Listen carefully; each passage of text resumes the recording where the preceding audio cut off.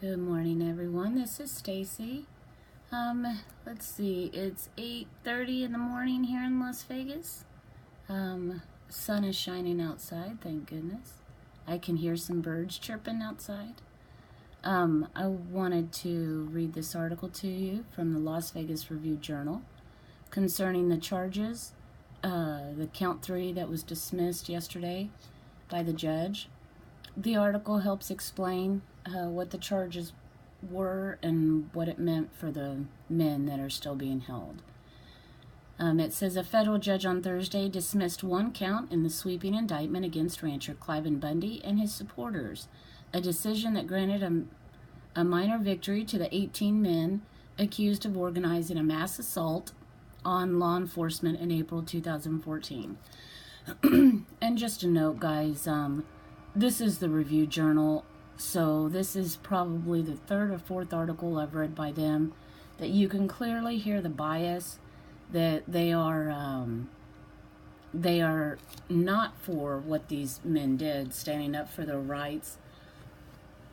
They are clearly for the prosecution, and you can hear it just in the first paragraph, a mass assault.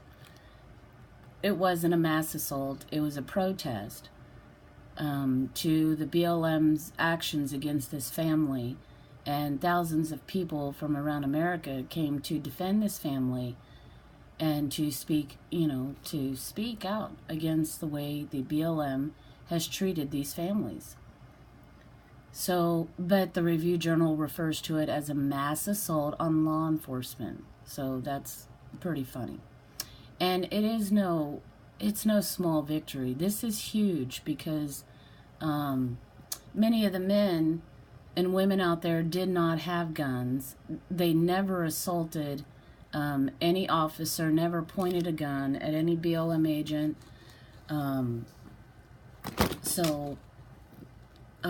I think it was only right that these charges were actually dismissed.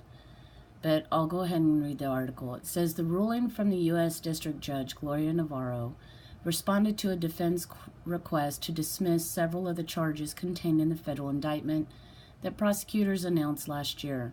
Her decision, which applies to all the defendants awaiting trial in the case, reduces by 25 years the mandatory minimum sentence the men will face if found guilty on all counts.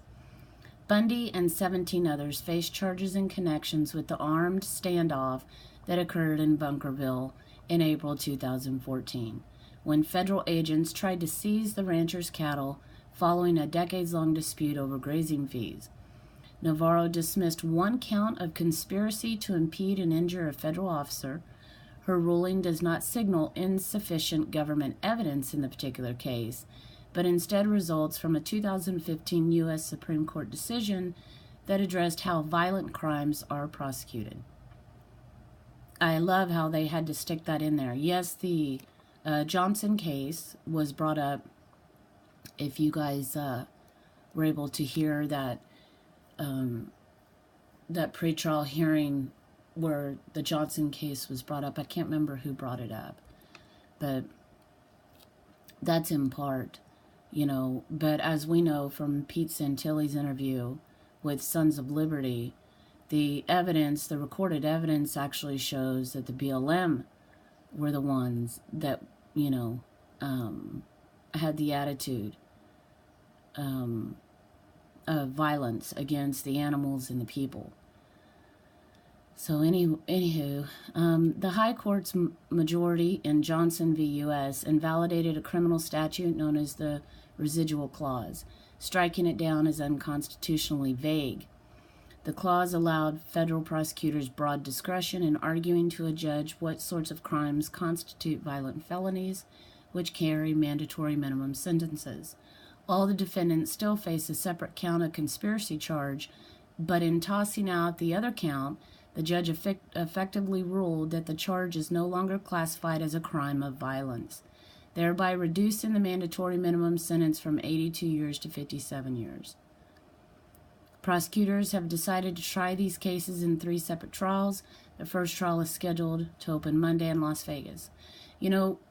This is wonderful news, and I think there's 6 men that are going on trial first, and they have all been referred to as the gunmen. So they're going to have to relabel these guys, you know, because referencing them as gunmen makes it sound like, you know, it was a crime of violence. While tossing out these charges, you can't refer to them as gunmen anymore. And eventually, I think, you know, these charges one by one will be dropped. And what it'll come down to is the only label left for them to apply is protesters, which is exactly what they were. So I hope this helps you guys understand what count 3 was and what it means for the guys. And this is a huge victory for them. It isn't small or insignificant like the Review Journal would like people to believe. So stay tuned. I'll be bringing more updates as I get them. You guys have a good day. Bye.